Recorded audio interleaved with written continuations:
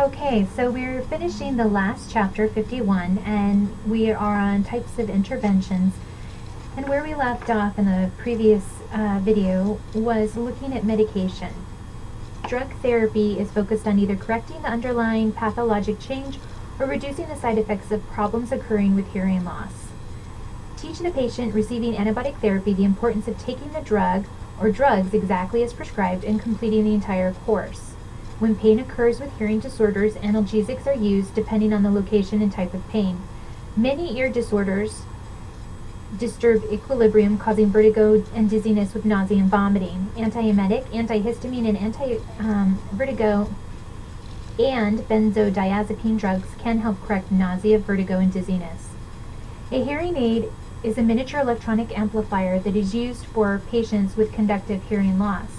Hearing aids are less effective for sensory neural hearing loss and may make hearing worse by amplifying background noise.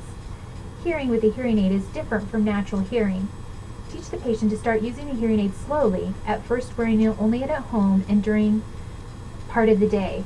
Listening to television and the radio and reading aloud can help the patient to get used to new sounds. Finally, let's look at cochlear implantation. They can help patients with sensory neural hearing loss.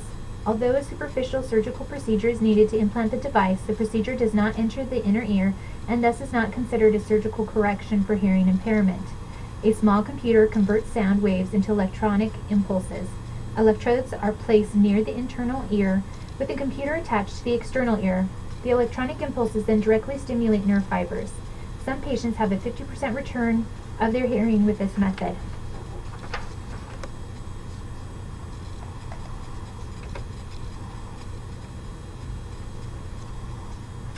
Tympanoplasty. Now we're going to go ahead and look at surgical management. Many surgical interventions are available for patients with specific disorders leading to hearing loss.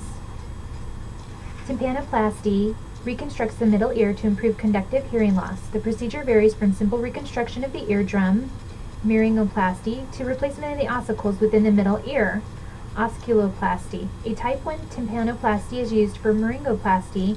A type 2 tympanoplasty is used in cases of greater damage, and it provides more extensive reconstruction. Preoperatively, the patient will be given systemic antibiotics, and before surgery, the nurse will irrigate the ear with a solution of equal parts of vinegar and sterile water to restore normal pH. Assure the patient that hearing loss immediately after surgery is normal because of canal packing and that hearing will improve when it is removed. Also, teach the patient about deep breathing and coughing after surgery, but stress that forceful coughing increases middle ear pressure and must be avoided. Surgery is performed only when the middle ear is free of infection. Postoperative care includes an antiseptic soaked gauze, such as iodoform gauze or new gauze, is packed in the ear canal. If a skin incision is used, a dressing is placed over it. Keep the dressing clean and dry, using sterile technique for changes. Keep the patient flat with the head turned to the side and the operative ear facing up for at least 12 hours after surgery. Give prescribed antibiotics to prevent infection. Patients often report hearing improvement after removal of the canal packing. Until that time, communicate as with a hearing impaired patient. Direct conversations to the unaffected ear.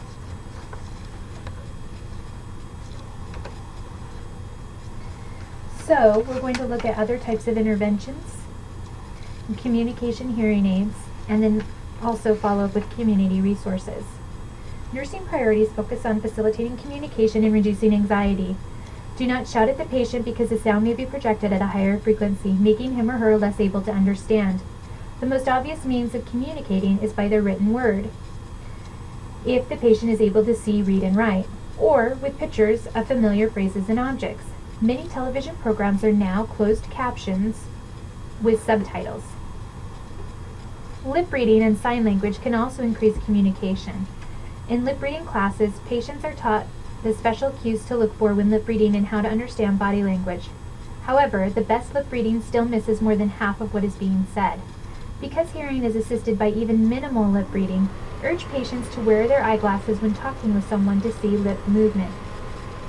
Sign languages, such as American Sign Language, combine speech with hand movements that signify letters, words, and phrases. These languages take time and effort to learn and many people cannot learn them, just as many people cannot learn foreign languages.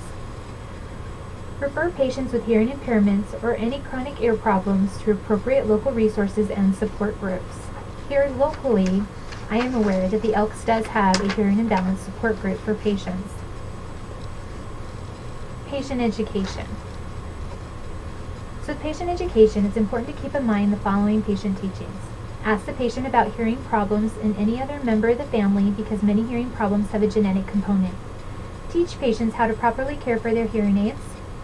Tell patients who engage in water sports and who are at risk for external otitis to either wear earplugs when in the water or to rinse the ear canal with drops of dilute alcohol after any immersion of the head in water. Instruct patients to avoid closing off one ear when blowing the nose. Teach proper ear hygiene for cleaning cerumen from external canal. Urge everyone to avoid exposure to loud noises for extended periods of time without proper OSHA-approved hearing protection. Explain all diagnostic procedures, restrictions, and follow-up care to the patient scheduled for tests.